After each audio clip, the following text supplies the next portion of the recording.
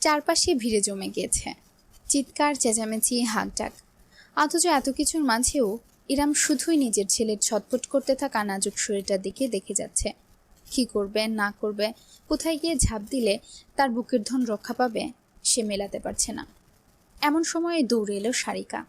আশেপাশের কয়েকজনের উদ্দেশ্যে সে চেঁচিয়ে উঠল, পানি, প্লিজ, ঠান্ডা পানি কেউ জোগাড় করুন, কুইক। কয়েকজন দিক বিদিক হয়ে এদিক সেদিক ছুটে গেল। ইরাম ইজানকে নিয়ে মাটিতে বসে পড়েছে, হিতাহিত জ্ঞান শূন্য হয়ে। আমার বাবাটা, প্লিজ। আম্মু সরি, আম্মু পারেনি, আম্মু তোমাকে ব্যথা পেতে দিয়েছি। আমার আব্বুটা। ঝরঝর করে অশ্রু ঝরছে ইরামের। ইজানের গগন বিদারী চিৎকার জননীকে একটু একটু করে ভেঙে চুরমার করছে। একজন পানির বোতল নিয়ে এসে পড়ল। সারিকা ইরামের পাশে বসা বোতলের শিপি খুলতে খুলতে বলল, আরে মেয়ে, এটা কাদার সময় নয়, ওর হাতটা ধরুন, সাবধানে, আমি পানি ঢালছি। ইরাম দ্রুত মাথা দুলিয়ে ইজানের ক্ষত হয়ে যাওয়া হাতটা ধরল। সারিকার লালচে ত্বকের উপর পানি ঢালতে লাগলো এক নাগারে।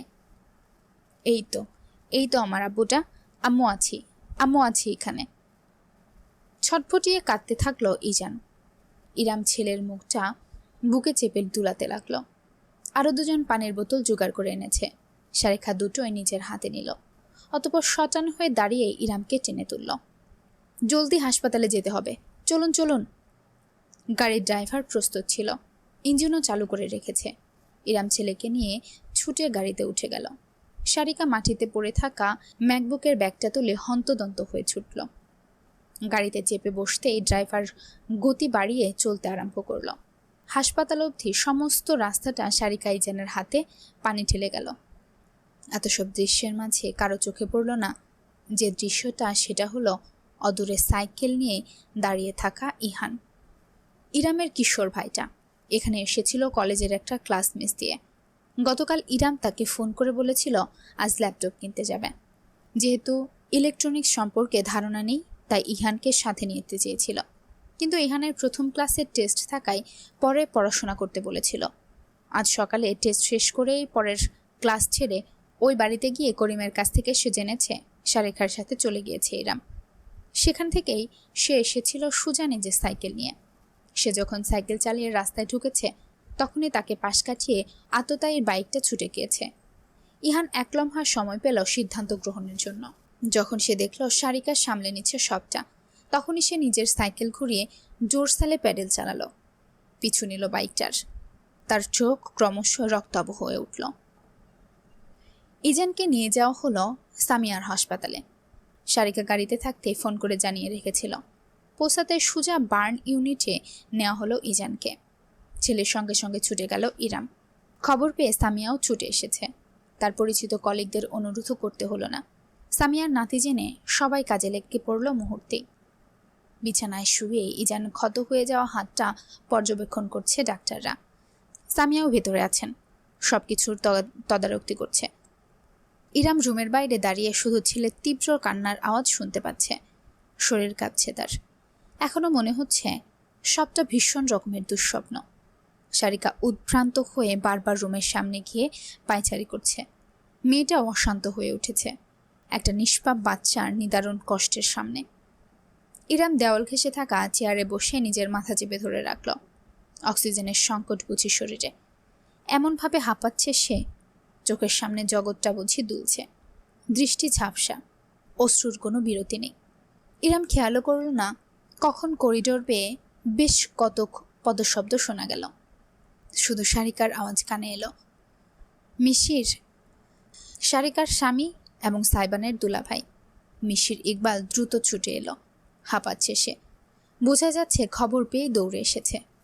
কি ব্যাপার, কি হয়েছে, বাবু কেমন আছে? সারিকা স্বামীর কাছে গিয়ে মাথা নাড়ালো। বলতে পারছি না, মম আছে ভেতরে, ডাক্তাররা এখনো অবজার্ভ করছে। মিশির সারিকাকে নিজের বুকে আগলে নিল। নিজেকে শক্তভাবে ধরে রাখলেও সারিকা আসলেই ঘাবড়ে গিয়েছিল। স্বামীর উষ্ণ বুকে নিজেকে খুঁজে পেয়ে সে চোখ বুজে ফেলল। নিজেকে শান্ত করতে চাইল। স্ত্রীর মাথায় হাত বোলাতে বোলাতে মিশির রাগান্বিত কণ্ঠে বলে উঠল, দিনে দুপুরে এটা কি ধরনের ক্রাইম? কারা করেছে এই কাজ? কেন, কি সমস্যা ওদের ওই বাচ্চাটার সাথে? টার্গেট বোধহয় ইরাম আপু ছিল, কিছুটা ছিটকে গিয়ে ইজানের হাতে লেগেছে। কোন নিমুখ হারাম করবে এমন কাজ? আমি জানি। অপর একটি কণ্ঠস্বরে সকলেই জমে গেল। ঝট করে পিছন ফিরে তাকালো। করিডোর বেয়ে ছুটে আসছে ইহান। সে এসেই ধপাস করে ইরামের সামনে হাঁটু মুড়ে বসে বোনকে শক্তভাবে জড়িয়ে ধরল। আপু, তুমি ঠিক আছো? তোমার কোথাও লাগেনি তো? দেখি দেখি, কোথায় কষ্ট হচ্ছে? ইরাম এতক্ষণ যাবৎ নিজের আলাদা একটা ঘোরের মাঝেই ছিল। তবে ভাইকে কাছে পেয়ে খপ করে তার কাজজোড়া খামচে ধরল সে। রীতিমতো পাগলের মতো উদ্ভ্রান্ত নয়নে সে তাকালো ইহানের দিকে। তুই তুই জানিস কে? বল আমাকে এক্ষুনি। কি জানিস? কে আমার কলিজায় হাত দিয়েছে? বল। অরণ্য? মাথা জাগালো ইহান। বখতিয়ার। ইরামের ভ্রু কুচকে গেল। মিসির কাছে এসে দাঁড়ালো, শুধালো, বখতিয়ার কে? এলাকার পার্টির ছাত্র নেতা। ইহান গড়গড় করে বলে গেল, আপু, তোমরা যখন হাসপাতালে আসছিলে তখন আমি আমার সাইকেলে করে ওদের বাইককে ফলো করছিলাম। কাছে যেতে পারেনি, দূর থেকে দেখেছি। যেখানে থেমেছে ওটা ওদের হাইট আউট। সবাই চেনা আপু, দুটো ছেলেই বখতিয়ারের চেলা। ইরাম থমকে গেল। চোখের পানি বুঝে শুকিয়ে গেল তার। মিশির আর সারিকা একে অপরের দিকে তাকালো। মিশির বলে উঠল, কিন্তু একটা পলিটিক্যাল ইনভলভ ছেলেদের ইরামের উপর কিসের রাগ? আমার আপুর সঙ্গে কারো কোনো শত্রুতা থাকতেই পারে না। ওই বখতিয়ারের বাচ্চাশালা একটা কুত্তা। দেখুন গিয়ে, আপনাদের কারোর মধ্যেই ঘাপলা আছে। আমার বোনের উপর দিয়ে সুদ তুলে নিয়েছে। রীতিমতো গর্জে উঠল ইহান। তবে এর বেশি কিছু করা সম্ভব হলো না। একজন ডাক্তার ভেতর থেকে উকি দিলেন। বাচ্চার মা কোথায়? একটু ভেতরে আসুন আপনি। ইরাম এক লাফে উঠে দাঁড়ালো। বাকি সব চিন্তায় তার মাথা থেকে বেরিয়ে গেল ওই মুহূর্তে শুধু নিজের ছেলে ছাড়া। ভেতরে ইজান তখনও ফুপিয়ে ফুপিয়ে কাঁদছে। তার ছোট্ট শরীরটা বেডে রাখা হয়েছে। হাতে ক্যানোলার সংযুক্ত স্যালাইন ও ঔষধ জাতীয় কিছু দেওয়া হয়েছে শরীরে। ক্ষতের উপর বার্ন ক্রিমের প্রলেপ দেওয়া। ছোট্ট অস্তিত্বটাকে ঘিরে এত আয়োজন, এত যন্ত্রপাতির বহর। স্যালাইনের নল দেখে ইরাম আজ কতবারের মতো শেষ হলো নিজেও বলতে পারবে না। সামিয়ার কাছ থেকে এগিয়ে গিয়ে আগলে নিতে চাইল নিজের মাঝে, অথচ ইরাম সামিয়ার সাহায্যও আর গ্রহণ করল না। তাকে ঠেলে বিছানার কাছে গিয়ে দাঁড়ালো। অস্বচ্ছ চোখে ঝুঁকে ছেলের মুখটা আলতো করে স্পর্শ করল। খুব কষ্ট হচ্ছে, তাই না আব্বু? ইরামের গলা সম্পূর্ণ ভেঙে গিয়েছে। ডাক্তার জানালো, আল্লাহর অশেষ রহমত যে চাইল্ড বর্ন হয়েছে। সাথে সাথে ক্ষতয় পানি ঢালার কারণে মূল বিপদটা সেখানেই কেটে গিয়েছে। তবে সময় অনেক কম, আর বাচ্চার স্কিন অনেক সেন্সিটিভ। তাই আমরা 3 দিনের নীরব পর্যবেক্ষণে রাখবো আপাতত। ট্রিটমেন্ট চলমান থাকবে। অনুরোধ থাকবে ধৈর্য ধরার। ইরাম জবাব দেওয়ার মতন কোনো অবস্থায় নেই। সামিয়াই নিজের ভেজা চোখ মুছে বললেন, থ্যাঙ্কস ডক্টর। আশেপাশের কোনো দৃশ্যই তার অগ্রাহ্য নেই ইরামের। সে বিছানায় বসে সাবধানে ইজানের শরীরটা বুকে তুলে নিল। নার্স তাকে সাহায্য করল, যেন ক্যালোনার ডিস্টার্ব না হয়। কাঁদতে কাঁদতে হাঁপিয়ে গেছে ইজান। শরীরটা ইরামের বুকে কাদামাটির মতো দুর্বল হয়ে পড়ে থাকল। ছেলের দিকে ঝুঁকে তার গায়ের সুভাষ জোরপূর্বক গ্রহণ করতে করতে ইরামের মস্তিষ্ক সচল হয়ে উঠল একটু একটু করে। তার ছেলেকে যে বা যারা কষ্ট দিয়েছে তাদের কোনোদিন সে ক্ষমা করবে না, নিজের আপন মানুষ হলেও না। বিমানবন্দরের বাইরে পা রাখতেই দূরে অনুরাগের বাইকটা চোখে পড়ল সাইবানের। মানুষের ভিড় ঠেলে লম্বা পা ফেলে ছুট লাগালো সে। সাথে করে ওয়ালেট, ঘড়ি আর ফোন ছাড়া কিছুই আনেনি সে, ব্যাগটাও না। খবর পেয়েছে সে সারিকার একটা টেক্সট মেসেজ থেকে। তবে সামিয়া কল করেছিলেন। ওই অবস্থায় ইমার্জেন্সি ফ্লাইট টিকিট বুক করে সে সিলেট থেকে সোজা ঢাকা এসেছে। এখন সময়টা পরন্ত বিকেলে গিয়ে ঠেকেছে। অনুরাগ নিজের বাইক নিয়ে সাইবানের জন্য অপেক্ষা করছিল। অদূর থেকে বন্ধুকে দৌড়ে আসতে দেখে এবার সে সোজা হয়ে দাঁড়ালো। সাইবানের কাছে আসতেই বোঝা গেল ভীষণ রকমের চিন্তিত এবং ক্ষুব্ধিত সে। না চাইতেও বেশ ঝাঁজ নিয়ে সাইবান জিজ্ঞেস করল, আমার বাচ্চা কেমন আছে? অনুরাগ যদিও উত্তরটা প্রস্তুত করে এসেছিল, তবে সাইবানের সরাসরি জিজ্ঞেস করায় কিছুটা অবাক হলো সে। তার বাচ্চা? এর আগে কখনো ইজানকে এতটা গভীরভাবে সাইবান সম্বোধন করেনি। তবে আপাতত এসব বিশ্লেষণে না গিয়ে অনুরাগ উত্তর করল, মাইল্ড বর্ন, অবজারভেশনে আছে। অনুরাগ কথাটা কোনো মতে শেষ করেছি কি করেনি, সাইবান হঠাৎ খপ করে তার থুতনি চেপে ধরল। অত্যন্ত আগ্রাসী ভঙ্গিতে অনুরাগকে ঠেলে বাইকের উপর ঠেসে বসল। হতবাক বন্ধু তার মাঝে যেন রীতিমতো অশরীরী ভর করতে দেখল। সাইবানের উজ্জ্বল হলুদেটে চেহারায় তীব্র লালচে ভাব, ভ্রুজোড়া একজুট হয়েছে ভীষণ কুঞ্চনে, পিয়ার্সিং কাঁপতে দেখা যাচ্ছে ভীষণভাবে। দাঁত কিরমির করে সাইবান রীতিমতো হুঙ্কার দিয়ে উঠল, কোথায় ছিলিস তোরা বেইমানের দল? অনুরাগ ব্যথা পাচ্ছে, সাইবানের হাতটা সে খামসে ধরল। কুল ডাউন সাইবান, তোর মাথা ঠিক নেই। অনুরাগকে দ্বিগুণ শক্তিতে ধরে হিংস্র পশুর ভঙ্গিতে ভারী গলায় সাইবান ঘোষণা করল, আমার প্রাণটায় হাত দিয়েছে ওরা। আল্লাহর কসম অনুরাগ, একটা একটা করে ধরে মাটিতে জ্যান্ত পুঁতে ফেলবো আমি। যেমন হুট করে ধরেছিল তেমন হুট করেই অনুরাগকে ছেড়ে দিল সাইবান। তারপরে বন্ধুর অপেক্ষা না করে নিজেই বাইকের চালকের আসনে বসে পড়ল। নিজের চোয়াল চাপতে চাপতে অনুরাগ মহা বিস্ময় নিয়ে তাকে দেখল, যেন চিরকালের চেনা বন্ধুর স্থানে কোনো পিশাচ জায়গা করে নিয়েছে। এই পিশাচকে ভীষণ রকম অচেনা ঠেকল তার কাছে। তবে অনুরাগ বেশি বাহানা করল না, সাইবানকে বাইক চালাতে দিল। নিজের পেছনের ছিটে উঠে বসল। কিছুক্ষণ বাদেই টের পেল কত বড় ভুল সিদ্ধান্ত ছিল সেটি। রাস্তা দিয়ে বাইক নয়, রীতিমতো প্লেন ছুটিয়ে নিল সাইবান। এতটা তীব্র গতি যে শ্বাস নেওয়ার কষ্টকর হয়ে দাঁড়ালো। রাজধানীর গাড়ির বহরের মাঝে এত বিপজ্জনক সব বাঁক কেটে গেল সাইবান যেন রেসলিং ট্র্যাকে রেস করতে নেমেছে সে। অনুরাগ পেছন থেকে আঁকড়ে ধরল বন্ধুকে। হাসপাতালে পৌঁছানোর আগে আমাদের উপরওয়ালার কাছে পৌঁছানোর ব্যবস্থা করছিস শালা? না পারতে চিৎকার করে উঠল অনুরাগ। সাইবানের তরফ থেকে জবাব এলো না। বাইকের সামনে ঝুঁকে উল্টো গতি বাড়ালো সে। ছাড়িয়ে গেল ঘন্টায় 25 কিলোমিটার। অনুরাগ চোখ বুজে সৃষ্টিকর্তার নাম জপতে জপতে ভাবল, ট্রাফিক পুলিশ সব জায়গায় থাকলে রাস্তার মোড়ে মোড়ে ধরে সাইবানকে জরিমানা করতো আজ। শেষমেশ প্রায় 35 মিনিটের জীবন মৃত্যুর সন্ধিক্ষণে বুঝি জমকে দেখতে দেখতে হাসপাতালে পৌঁছাতে সক্ষম হলো অনুরাগ। সাইবানের কোনো ভ্রুক্ষেপ নেই। হেলমেটটা খুলে হাওয়ায় ছুড়ে দিয়ে দৌড়ে চলে গেল ভেতরে। অনুরাগ যেটা পাকড়াও করে বাইকে রেখে কিছুক্ষণ সেখানে দাঁড়িয়ে নিজেকে স্থির করল। বুক এখনো ধরফর করছে তার, যেন সামনেই দাঁড়িয়ে আছে যমদূত। নিজের কপালে জমা ঘাম টি শার্টের হাতায় মুছতে মুছতে মুরগির মতো ছটফট করতে থাকা অন্তরটাকে একটু শান্ত করে সে শেষমেশ ছুটে গেল ভিতরে। হাসপাতালের পরিবেশ এখন অনেকটাই শান্ত। করিডোরে পা রাখতেই ওয়েটিং জোনে নিজের বোন সারিকা আর দুলাভাই মিশ্রিকে অপেক্ষারত দেখতে পেল সাইবান। সাই, ফাইনালি! সারিকা লাফিয়ে উঠল, অথচ তার প্রতি বিশেষ মনোযোগ না দিয়ে সাইবান শুধাল, কোন রুম? সারিকা হাত তুলে দেখিয়ে দিল। সাইবানের মুখটা কেমন থমথমে, তাই সে বেশি কথা বাড়ায়নি। সাইবান সোজা হাঁটা দিল। পেছনে সকলে অনুসরণ করল নীরবে। একটি প্রাইভেট কেবিনে দেওয়া হয়েছে ইজানকে। বাইরে পৌঁছতে কেবিনের তুচ্ছ কাচের দেওয়ালের ভেতরের দৃশ্য স্পষ্টই তো চোখে পড়ল সাইবানের। বিশাল বিছানায় শুয়ে আছে নাজুক শিশুটি, হাতে ব্যান্ডেজ, ক্যানোলা। পরন্ত বিকালের হলুদাভ রশ্মি তার শান্ত মুখটায় পড়েছে। গভীর ঘুমে আচ্ছন্ন সে। সাইবানের দৃষ্টি আটকাল ইজানের হাতের উপর। ওই নীল স্যালাইন ব্যান্ডেজের বহর দেখে ক্রমশ শক্ত হয়ে উঠল তার দু হাতের মুঠো।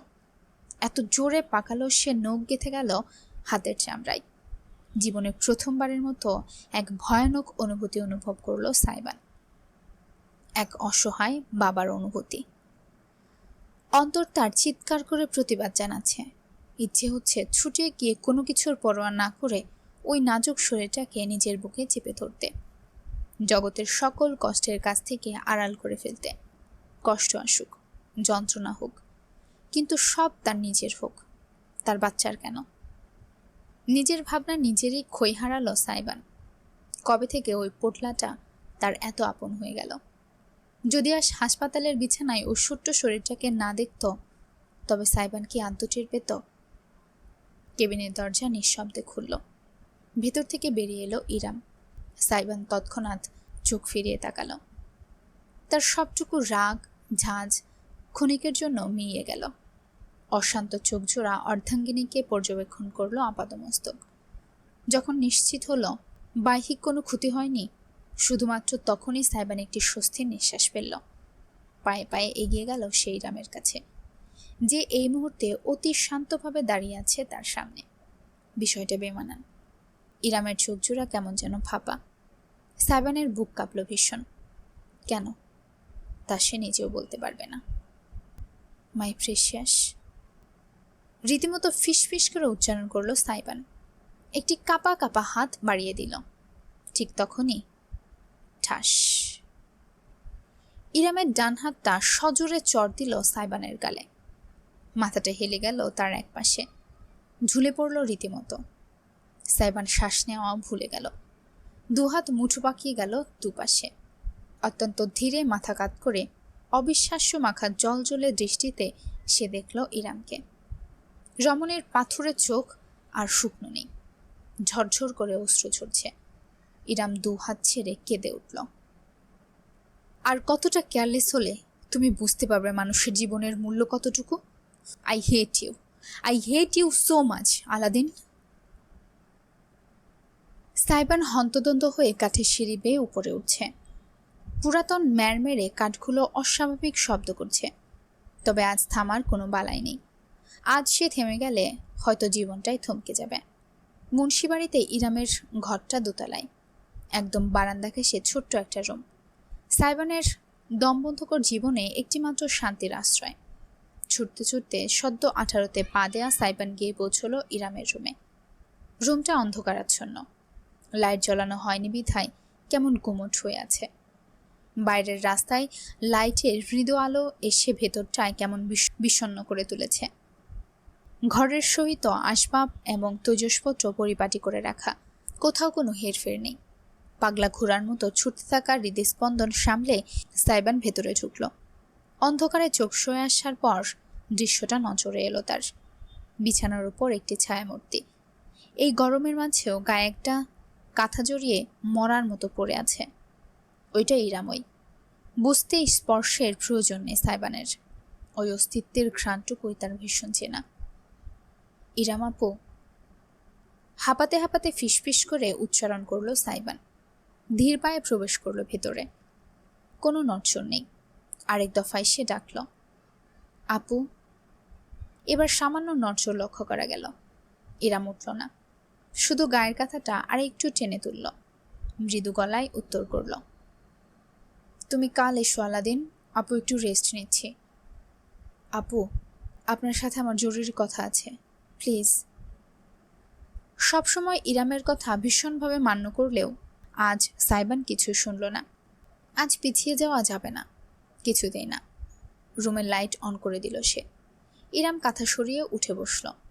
চোখ মুখ কুঁচকে অনেকটা বিরক্তি এবং চাপা ক্ষোভ নিয়ে দেখল সাইবানকে। ছেলেটার মুখটা কেমন চুপসে আছে। হলদুটে আলোয় কেমন উদ্ভ্রান্ত ভাব, আতঙ্কিত অভিব্যক্তি। আমায় একটু বলে দিন না, আমি এখন কি করব? আমার কিছুই ভালো লাগছে না। ইরাম নিজের কপাল ঘষল। একটি দীর্ঘশ্বাস ফেলে শেষমেশ বলল, সেই এক কাহিনী আলাদিন। আর কতদিন গোল গোল করে ঘুরতে থাকবে তুমি? প্লিজ আপু, বলছি তো, তুমি যাও, আমি পরে তোমার সাথে কথা বলবো। না, আজকেই। আপনাকে আজকে এই মুহূর্তে আমার কথা শুনতেই হবে। আমি আপনার ভাই না? আমি আপনার কাছে রাহাত, ইহানের মতো গুরুত্বপূর্ণ নই? ওরা আসলেও কি আপনি একই কথা বলতেন যে কালকে আসো? সাইবান হঠাৎ করে দিগ্নিদিক জ্ঞানশূন্য হয়ে চেঁচিয়ে উঠল। ইরাম ছট করেই রেগে গেল। এই ছেলেটা তার সঙ্গে এমন করছে কেন? বিছানা ছেড়ে শটান হয়ে দাঁড়ালো সে। কি বললে তুমি? ওদের সাথে নিজের তুলনা দিচ্ছ? কোনোদিন তোমাদের মধ্যে পার্থক্য করেছি Aladdin? You know what? Yes, তুমি আমার ভাই না, তুমি আমার কাজিন। নাও গেট লস্ট। ক্ষণিকের জন্য জমে গেল সাইবান। তার মায়াবী কালো চোখ জোড়া টলটলে হয়ে উঠল অশ্রুতে। ইরাম তার দিক থেকে মুখ ফিরিয়ে নেওয়ার চোখে দেখতে পেল না কিছুই। জানালার কাছে গিয়ে দাঁড়ালো রমণী, একটা ফ্যাকাশে হলদেটে কামিজ পরনে। বোঝা যাচ্ছে বহুদিন যাবৎ যত্ন সহকারে ব্যবহার করা হচ্ছে। আপু, আপনি ভীষণ স্বার্থপর। একেবারে হঠাৎ করে হুঙ্কার দিয়ে উঠল সাইবান। তার কথার বিপরীতে সবসময় শান্তভাবে মোকাবেলা করলেও আজ ইরাম পাল্টা ঝাঁজ নিয়ে বলল, হ্যাঁ, আমি স্বার্থপর। এটা বুঝেছো তুমি? I am selfish Aladdin, too much selfish. Right. আপনি শুধু সবসময় নিজের চিন্তায় করেন, নিজের ভাইদের চিন্তায় করেন। বাকি দুনিয়ার মানুষ গোল্লায় যাক, আপনার কিচ্ছু যায় আসে না। ওরা সকলে আপনার আদুরে, সকলেই আপনার কাছের। শুধু আমি কোনোদিন আপনার কেউ হতে পারলাম না। আমার জন্য কেউ ভাবে না, আপনিও না। You are fucking pathetic and you are an attention seeking immature. তুমি আমার চোখের সামনে থেকে দূর হয়ে যাও, এক্ষুনি।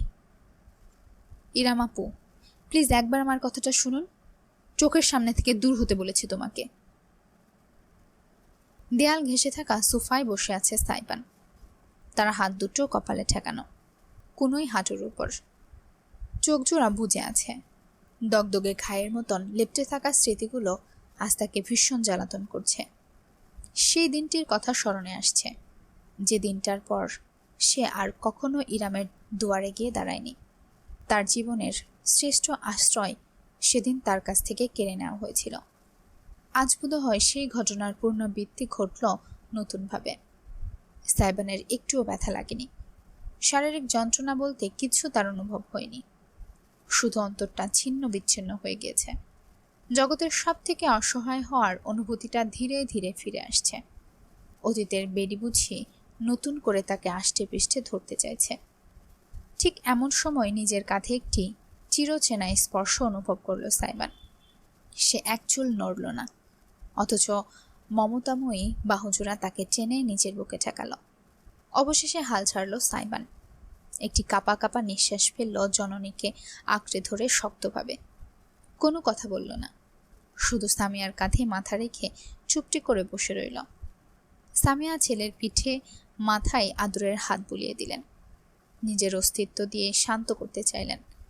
সাইবানের মাথার চুলে আঙুল বুলিয়ে নরম গলায় বললেন, কিছু মনে করিস না মাই চ্যাম্প। ইরামের আসলে মাথা ঠিক নেই। কোনো মা কি পারে নিজের সন্তানকে কষ্টে দেখতে? মেয়েটা ভীষণ মানসিক চাপে আছে রে। তুই রাগ করিস না। তোর সঙ্গে এমন কিছু হতে দেখলে আমিও সইতে পারবো না। ইচ্ছে হবে কিছু একটা ধ্বংস করে ফেলি। সেখানেই জানত 4 মাসের নাজুক বাচ্চা। মম, কথা বলো না প্লিজ। আমাকে একটু চুপটি করে তোমার বুকে মিশে থাকতে দাও, ফিসফিস করে বলল সাইবান। সামিয়া তৎক্ষণাৎ চুপ করে গেলেন। ছেলেটাকে আরও শক্তভাবে নিজের মাঝে আগলে নিলেন। সাইবান সামিয়ার কাঁধে মাথা গুঁজে চোখ বুজে চুপটি করে শুয়ে থাকল। শুধু হাসপাতালের কেবিনেই মেডিকেলের যন্ত্রের মৃদু গুঞ্জনে নীরবতার মাঝে অবিস্তর ছেদ পড়ল। জায়গাটা আইজানের প্রাইভেট কেবিন। বিছানায় শুয়ে আছে ছোট্ট শিশুটি। স্যালাইন বন্ধ করা হয়েছে আপাতত, পরে আবার দেওয়া হবে। সময়টা এখন রাত। সামিয়া অনেক জোড়াজুড়ি এবং রীতিমতো যুদ্ধ করে সারিকার সাথে ইরামকে বাড়ি পাঠিয়েছেন 2 ঘন্টার জন্য। ফ্রেশ হয়ে পোশাক বদলে খাওয়া দাওয়া করে আবার চলে আসবে। কিন্তু সামিয়া জানেন ইরাম 2 দণ্ডও শান্তিতে বাড়িতে টিকতে পারবে না। হয়তো এর মধ্যে আবার ফিরে আসছে, কে বলতে পারে কত সময় পেরিয়েছে। বর্তমানে তিনি এবং সাইবান বসে আছেন কেবিনের সোফায়। নীরবতা ভেঙে সাইবান হঠাৎ বলে উঠল, সবকিছু আমার দোষ, তাই না মম? সামিয়া জমে গেলেন। ছেলের মাথায় শক্ত করে আঁকড়ে ধরে বললেন, কে বলেছে তোকে? কেউ বলেনি, আমি জানি। ভুল জানিস তুই। সামিয়া আরও কিছু বলতে যাচ্ছিলেন, তবে পারলেন না। মৃদু ফুপিয়ে ওঠার শব্দে প্রতিধ্বনিত হলো কেবিন জুড়ে। বিছানার উপর ইজানের ছোট্ট শরীরটা নড়ে চড়ে উঠছে। চোখ মুখ কুচকে কান্নার সূত্রপাত ঘটিয়েছে। ব্যান্ডেজ তোলা হাত তুলে নাড়ছে ভীষণভাবে। সাইবান মায়ের আলিঙ্গন থেকে নিজেকে ছাড়িয়ে তৎক্ষণাৎ উঠে গেল। বিছানার কাছে গিয়ে ঝুঁকল। নিষ্পাপ শিশুটির ছটফটানি লক্ষ্য করে তার বুকে সুনামি বয়ে গেল। হাতটার দিকে যতবার চোখ যাচ্ছে ততবার অপরাধ বুঝে তার ভেতরটা মোচড় দিয়ে উঠছে। এটি আঙুল তুলে সেই ইজানের গাল ছুঁয়ে দিল। নরম গলায় বলতে গেলে গলা কাঁপল তার। Hey hey Putla, missed your partner in crime. স্বভাবসুলভ উৎফুল্ল কণ্ঠে বলার চেষ্টা করলেও কেমন যেন বিষণ্ণ শোনালো সবটা। ঠোঁটে ঠোঁট চেপে ফেলল সাইবান। ইজানের মাঝে কোনো ভ্রুক্ষেপ নেই আজ। অন্যান্য সময়ের মতো চোখ মেলে তাকে দেখছেও না, শুধু ফুপিয়ে যাচ্ছে। বোঝা যাচ্ছে কষ্ট হচ্ছে তার। সাইবানের চোখ জোড়া চকচক করে উঠল। অনিশ্চিতভাবে হাত এদিক সেদিক বাড়ালেও সে ঠিক বুঝতে পারল না কি করবে, কি করলে ইজান শান্ত হবে। আপু, ইরাম আপুকে ডাকো। মম, মম আপুকে। তুই পারবি, সাইবান বিহুল হয়ে বলছিল, কিন্তু সাইবান তার পিঠে হাত রেখে সেই কথা থামিয়ে দিলেন। আশ্বাসরূপ বললেন, তুই ওর বাবা সাইবান। বাবা শব্দটা বুঝি গোত্তা খেল সাইবানের হৃদয়ের দুনিয়াতে। সামিয়া সবটা লক্ষ্য করলেন। অভিজ্ঞ ভঙ্গিতে তিনি পরিস্থিতি সামলাতে চাইলেন। জিজ্ঞেস করলেন, তুই কখনো ওর সাথে স্কিন টু স্কিন ট্রাই করেছিস? সাইবানের ভ্রু কুঁচকে গেল। স্কিন টু স্কিন, সেটা কি? মৃদু হাসলেন সামিয়া। বিছানার কাছে গিয়ে বসলেন। অতঃপর সাবধানে ছটফট করতে থাকা ইজানকে সাবধানে তুলে নিতে নিতে ব্যক্ত করলেন, স্কিন টু স্কিন হলো বাচ্চার সঙ্গে বাবা মার বন্ডিংয়ের জন্য একটা দারুণ পদ্ধতি। একটা নির্দিষ্ট সময় সরাসরি ত্বকের সাথে ত্বকের স্পর্শ, মানে বাচ্চাকে বুকে ধরে রাখা বা জড়িয়ে ধরে শুয়ে থাকা। এতে বাচ্চার বডি টেম্পারেচার ঠিক থাকে। পাশাপাশি ওরা যেহেতু সেন্সিটিভ হয়, স্কিন কন্ট্যাক্ট হলে ওরা সহজেই মানুষ চিনতে পারে। বিশেষ করে বাবা মাকে। তোকে শিখিয়ে দিচ্ছি, চেষ্টা কর। সাইবান সামিয়ার কথা অনুযায়ী কাজ করল। ধীরে ধীরে নিজের পরনের শার্টের বুতামটা খুলে বুক মুক্ত করে নিল। সোফায় হেলান দিয়ে বসল সে। সামিয়া সাবধানে ইজানকে ধরে সরাসরি তার বুকের উপর রাখলেন। সাইবানের উষ্ণ ত্বকের ছোঁয়া পেতেই ইজানের ফুপানো ক্রমশ মিলিয়ে এলো। তার বুকের ওপর হাত পা ছড়িয়ে এলিয়ে রইল নিশ্চুপ হয়ে। সাইবান ভীষণ রকম অবাক হলো। এতটা সহজ ছিল এই ছেলেকে শান্ত করা? বিশ্বাস হতে চাইল না তার। একটি হাত তুলে অতি সন্তর্পণে সে রাখল ইজানের পিঠের উপর।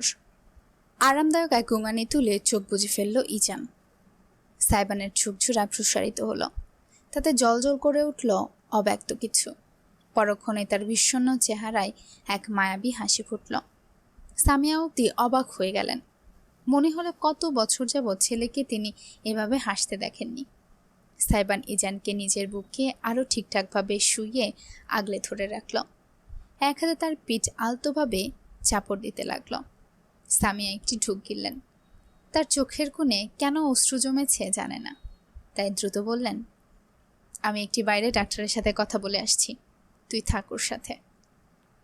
তিনি আর দাঁড়ালেন না, কেবিনের দরজা খুলে বেরিয়ে গেলেন। সামিয়া চলে যেতেই গোটা কেবিনে শুধু সাইবান আর ইজান রয়ে গেল। সোফা থেকে নিঃশব্দে উঠে দাঁড়ালো এবার সাইবান। তার বুকে লেপ্টে থাকা ছোট্ট মানুষটিকে জগতের সব থেকে মূল্যবান কিছু মনে হচ্ছে তার কাছে। একটু এদিক সেদিক হলেও বুঝি কাদামাটির ইরামের মতো ভেঙে পড়বে সবকিছু। ইজান গভীর শ্বাস টানছে। ঝুঁকে সাইবান গুনেও দেখল। সাধারণত প্রাপ্তবয়স্ক মানুষের চাইতে অনেক বেশিবার নিঃশ্বাস প্রশ্বাস নেয় ছোট বাচ্চারা। চোখ দুটো তার বুঝে নেয় ইজান। চুপটি করে পিতার বুকে ঘেঁষে বুঝি সে তার হৃদযন্ত্রের স্পন্দন শুনছে।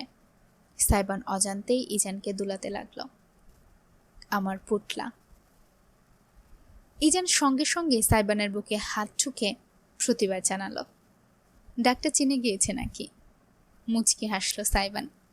কিন্তু যখন ব্যান্ডেজ টানানো হাতটা দেখল, তখন আলতো করে হাতের ডগায় সেটি তুলে নিল। ঝুঁকে এসে সে হাতের উপর নিচের ঠুট ছুঁয়ে দিয়ে ফিসফিস করে ডাকল, বাবা খুব সরি। পোটলার জন্য বাবার এত কষ্ট কেন হচ্ছে বলো তো? সুস্থ হয়ে যাওয়া যায় না তাড়াতাড়ি? ইজানের কপালে কপাল ঠেকিয়ে চোখ বুজে রইল সাইবান। জানালা গলে আসা শীতল বাতাস ছুঁয়ে গেল উভয়কে। ছেলেকে বুকে আগলে রেখে সাইবান ধীরে বিছানার উপর আধশোয়া হয়ে বসল। বুকের উপর শুয়ে থাকা ইজানের পিঠ চাপড়ে দিতে দিতে একদম অস্বাভাবিকভাবেই আলতো আছে সুরে সুরে সে গেয়ে উঠল। আঙুলে আঙুল ছুঁয়ে শেখালে তুমি জীবনের পথ চলা, নিজে না খেয়ে তুমি খাওয়ালে শেখালে কথা বলা। ইজানের চোখ জোড়া ঘুমে ঠুলুঠুলু হয়ে এলো। ছোট্ট একটা হাই তুলে সে লেপটে গেল সাইবানের বুকে। সমস্ত কেবিন জুড়ে মৃদু কণ্ঠের গুঞ্জন খেলে চলল, অন্ত্রচালিক মায়ার মতন। বাবা তুমি আমার যত খুশির কারণ, বলো তোমার মতো করবে কে শাসন। সাইবান নরম গলায় গেয়ে গেল, যতক্ষণ না ইজানের ছোট্ট শরীরটা তার বুকে সম্পূর্ণভাবে শীতল হয়ে ঘুমের জগতে পাড়ি দিল। কেবিনের বাইরে সমস্ত দৃশ্যটা চোখে মেলে নিঃশব্দে দেখে গেল ইরাম। অসম্ভব সুন্দর একটা পর্ব ছিল। আসলে সাইবানের মতো মানুষ হয় না, সত্যিই অনেক সুন্দর, সব দিক থেকেই অনেক বেশি পারফেক্ট। হয়তো একটু অগুছালো, একটু বেপরোয়া, বাট সব দিক থেকেই তার পার্সোনালিটি, তার গভীর মনোভাব, ইরামের প্রতি শ্রদ্ধা, ভালোবাসা, দায়িত্ববোধ, কর্তব্য সব কিছু অনেক সুন্দরভাবে গুছানো। প্রেজেন্টেশনটাও অনেক বেশি সুন্দর। গল্পটা নিয়ে যদি একটু কিছু বলি তাহলে হচ্ছে অসম্ভব লেখনী, অসম্ভব সুন্দরভাবে সব কিছু একদম সাজিয়ে তুলেছে লেখিকা। যতই বলবো কম হয়ে যাবে। আমি আর সত্যি অনেক দিন পরে অনেক ভালো একটা লেখনীর গল্প, মানে মন ছুঁয়ে যাচ্ছে আর কি, ভালো লাগছে। এনিওয়ে, শুনছিলেন জাবিন ফুরকানের লেখা আমার আলাদিন। গল্প পাঠে ছিলাম আমি তাসরোজ মিম। আজকে শুনলেন গল্পটির 17তম পর্ব। আজকের পর্বটা আপনাদের কাছে কেমন লেগেছে প্লিজ সবাই কমেন্টের মাধ্যমে জানিয়ে দিবেন। ভালো লেগে থাকলে গল্পে একটা লাইক এবং চ্যানেলে একটা সাবস্ক্রাইব করে দিবেন। পরবর্তী পর্বের জন্য অপেক্ষা করবেন। পরবর্তী পর্ব খুব শীঘ্রই নিয়ে হাজির হব। ততক্ষণে চোখ রাখুন স্টোরি বাই তাসরোজ চ্যানেলে। ধন্যবাদ।